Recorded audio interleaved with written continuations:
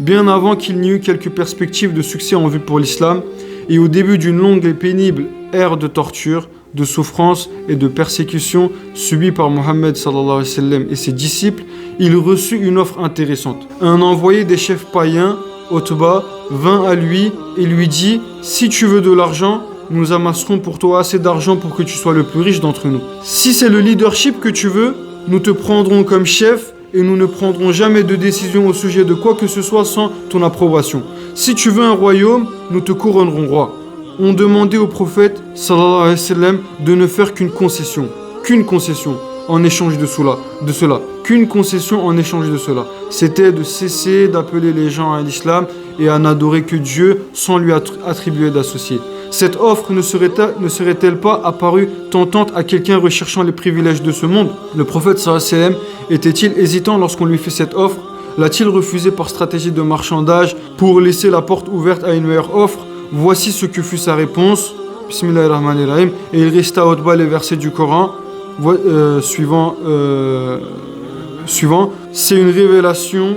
Voici quelques-uns des versets. C'est une révélation descendue de la part du tout miséricordieux, du très miséricordieux. Un livre dont les versets sont détaillés et clairement exposés. Et à une autre occasion, et en réponse aux supplications de son oncle, Abu Talib, qui lui demandait d'arrêter d'appeler les gens à l'islam, la réponse du prophète Mohammed sallallahu alayhi wa sallam fut tout aussi décisive et sincère.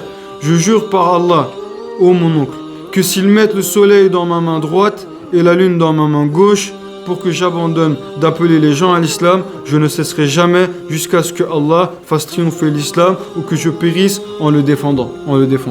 Non seulement le prophète Mohammed sallallahu alayhi wa sallam et ses quelques disciples souffrirent-ils de persécution pendant 13 ans, mais les mécréants tentèrent de tuer Mohammed à plusieurs reprises. À une occasion, ils tentèrent de le tuer en jetant sur sa tête un énorme rocher, si gros qu'il pouvait à peine être soulevé. Une autre fois, ils essayèrent de le tuer en empoisonnant sa nourriture.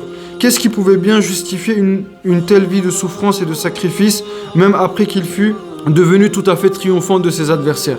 Comment expliquer l'humilité et la magnanimité qu'il démontra dans ces moments les plus glorieux, durant lesquels il maintenait que le succès n'était dû qu'à l'aide d'Allah, de Dieu, et non pas à son propre génie? Est-ce que ce sont là les caractéristiques d'un homme égocentrique ou assoiffé de pouvoir?